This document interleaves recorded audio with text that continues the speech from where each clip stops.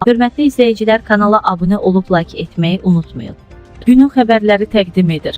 Socar prezidentinin bu selfisi gündəm yaratdı. Saqqal sualına da cavab tapıldı. Socarın prezidenti Rövşən Nəcəfin bu addımı sosial şəbəkələrdə rəğbətlə qarşılanıb.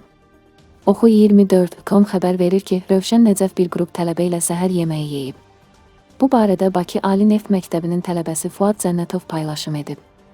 Bugün Socarın və Afanın prezidenti hörmətli Rövşən Nəcəf Bakı Ali Neft Məktəbinin 36 prezident təqaüdçüsü ilə səhər yeməyində görüşdü. Görüş səmimi, isti və dostyanə bir atmosferdə keçdi. Bizə belə qiymətli imkanlar yaratdığı üçün hörmətli rektorumuz Elmar müəllimə dərin təşəkkürümü bildirirəm. Socar ailəsinin bir üzvü olmaq mənim üçün böyük qürur və xoşbəxtlikdir, deyə tələbə paylaşımında qeyd edib. Diqqəti çəkən məqamlardan biri də Socar prezidentinin tələbə ilə çəkdirdiyi selfie olub.